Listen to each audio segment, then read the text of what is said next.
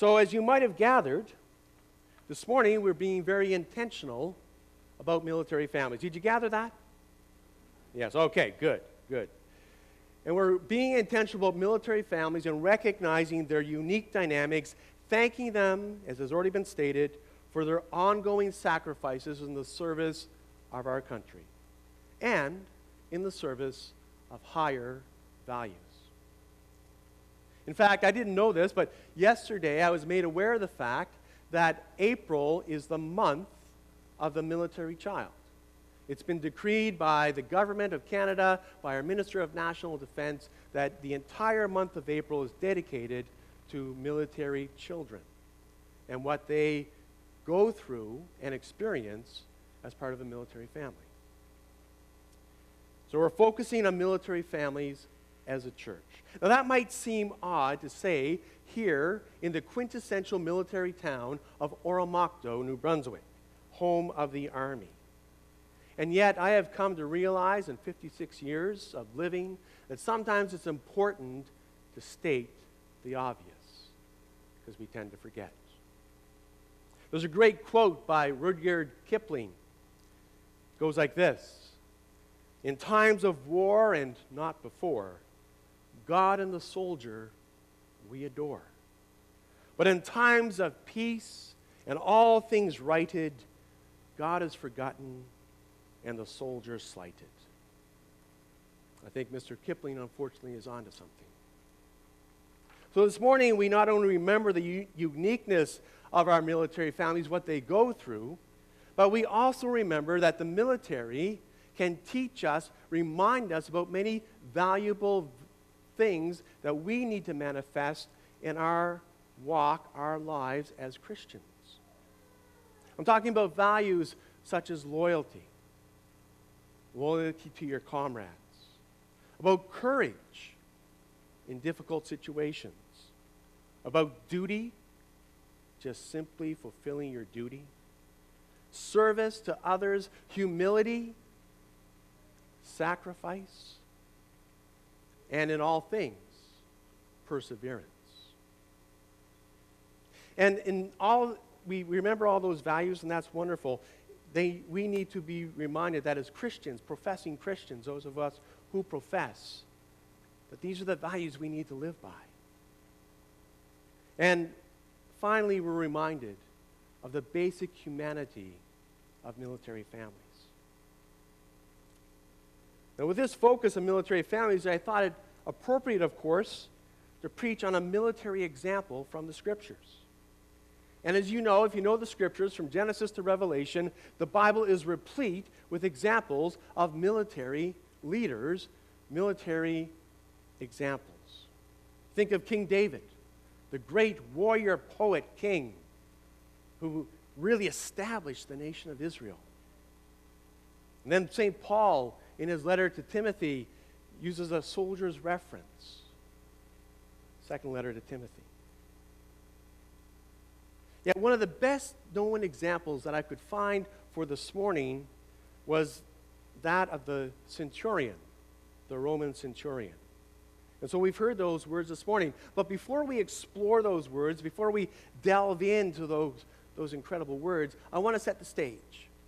All right? So that we can truly appreciate what God is trying to imprint on our hearts this morning. So the first thing I want you to notice, if you were to look at the verses before in Matthew's Gospel and the verses following in Matthew's Gospel, you will see that they are stories of healing. And this story about the faith of the centurion is also about healing. Now, I want you all to remember that, because that's a critical component of what we're going to be talking about this morning. That setting helps indicate to us what God's trying to teach us. Healing. So that's the first part. Now I want you to take a step back from that, and I want you to think about, for just a minute, and I want you to be honest in this, your very first impressions, the words you first think of when you hear soldier or military. Just a little pause, 2, 3. Think about that. All right? Now you might think of soldiers in the military as very highly motivated and highly disciplined men and women. You might think of them as fine examples of spit and polish. Right on? You may think of them, particularly here in Gagetown, home of the Army, where we do so much of our training, as young men and women being trained as warriors. And that would be fair too. You may think of them as they are being trained for being warriors as a very rough and tumble training that they go through. And as a result of that rough and tumble training, that they themselves are a bit rough and tumble in their lifestyle. And I'm using a euphemism now. Right? Those may be some of your first responses when you think of soldiers. And I would dare say, and if we're honest about it, that the first word you think of when you hear soldier or military, one of the first words is not faithfulness, if we're honest. Now you may say, well, Padre, there's that well-known phrase, there are no atheists in foxholes. You all heard that? Right? That is a mostly true statement, but that statement does not speak to faithfulness.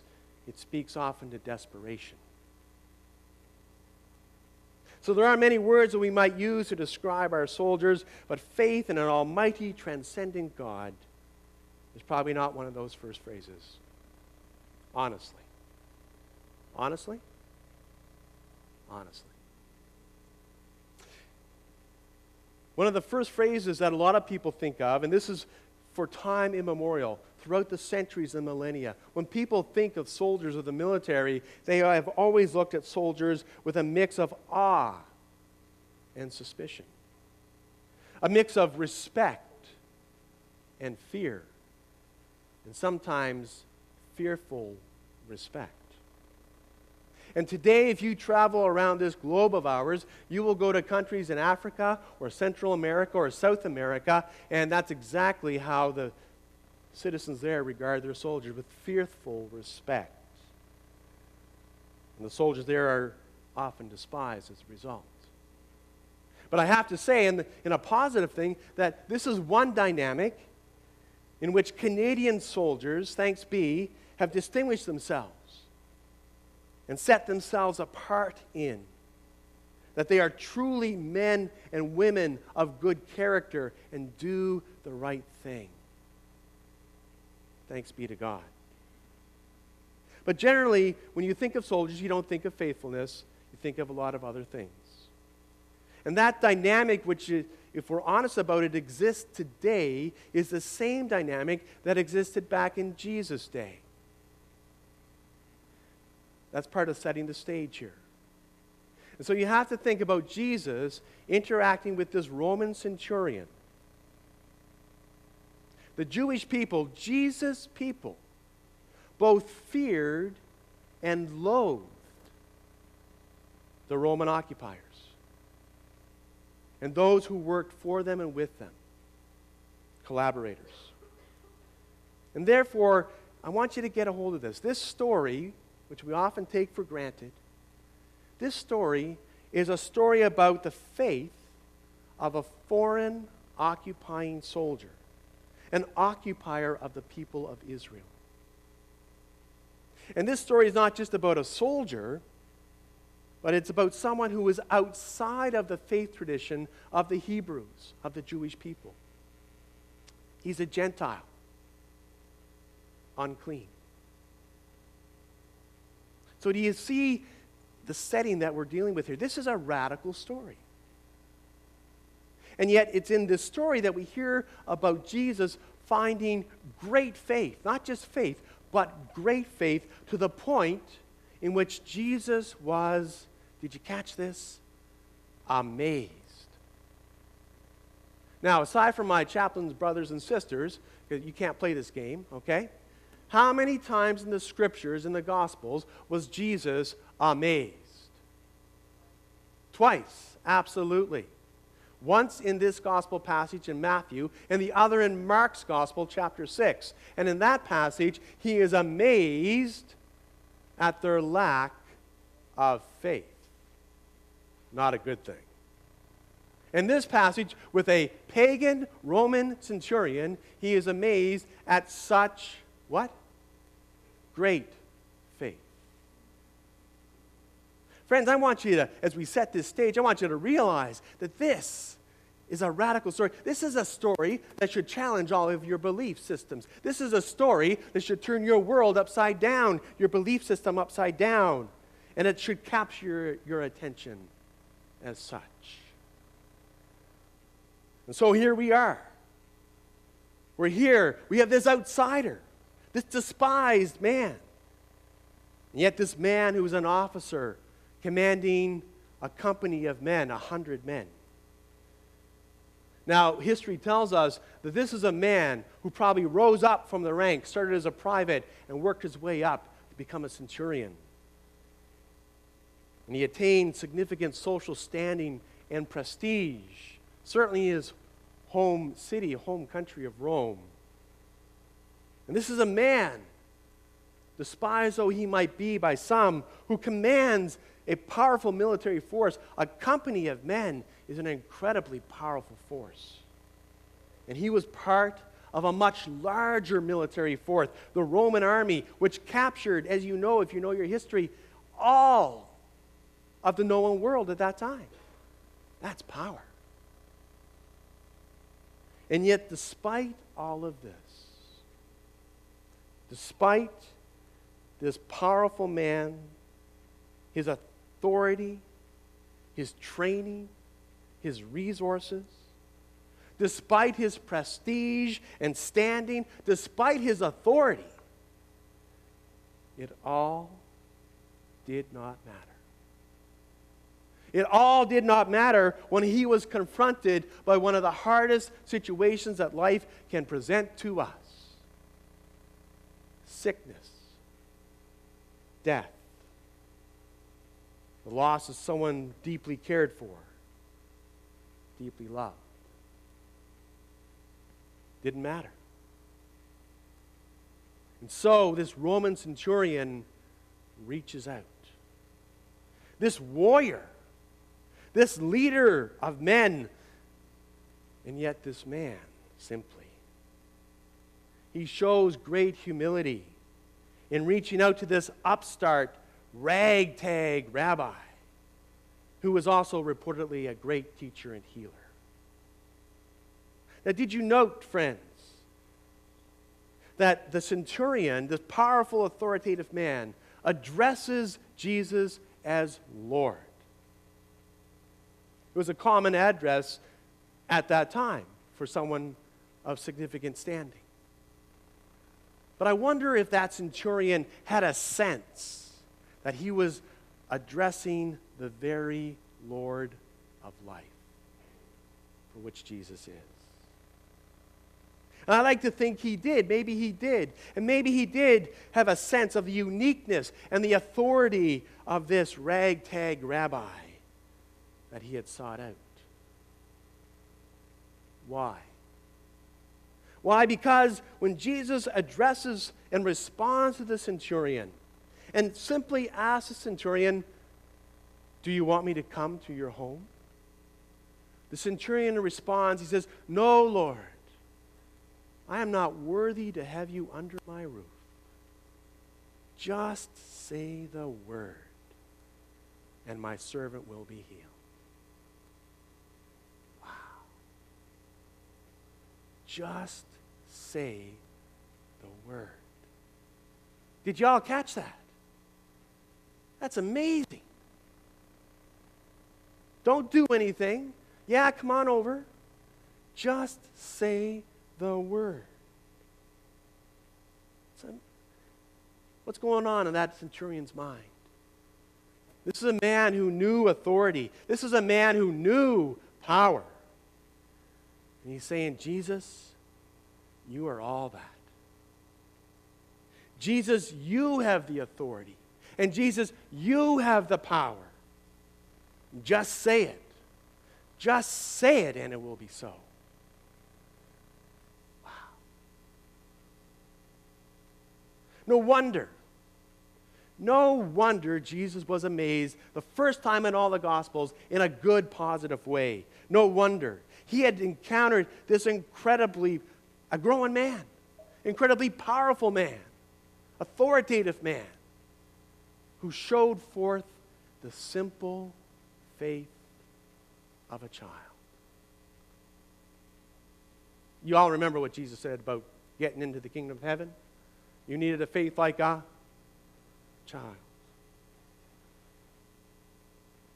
Knowing that he, the centurion, could fully, completely trust in Jesus and his power and authority.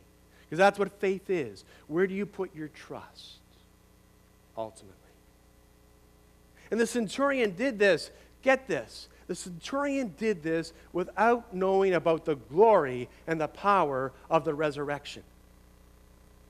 And still, he trusted fully. Just say it, and it will be so.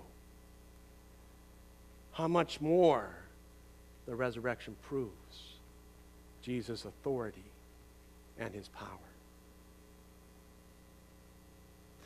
So here it is, friends, the sum up, as we say in the military. Whatever type of family we belong to, be it military, civilian, regular, normal, blended, upside down, polka dotted, it doesn't matter. We need Jesus.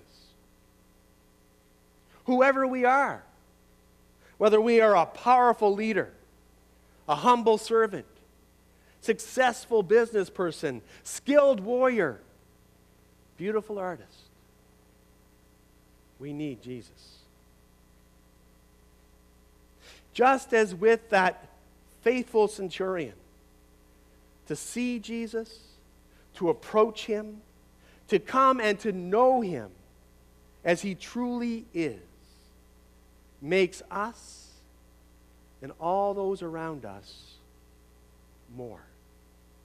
It makes us more real, more humble, and more human.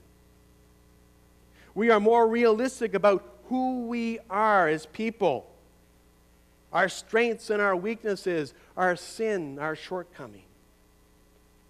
We're more real about the situations that we face daily. And we're more real about what is important or not in this earthly life. So we're more real. We're more humble in this growing, dawning reality that we come to about living this life independently, doing it on our own or in the power of what the world tells us to do. And we come to know in our humility that we are truly dependent on others. And we are truly dependent on the one who is greater than we are. And in this humble reality, we are, as a result, more human. Showing genuine compassion and understanding for those around us, concern and caring for those around us, and also for ourselves. We need Jesus. A few weeks ago, I went to one of the men's breakfasts at Morning Gate Church in Fredericton. A young man named Randy gave his testimony after the breakfast. And Randy spoke about his growing up in a dysfunctional family, his excessive drinking of alcohol, and his general lostness. He talked about his joining the military, seeking a new start, and yet tragically finding more of the same as in his previous life. Randy spoke about his tours of duty, particularly his tour in Afghanistan in 2007.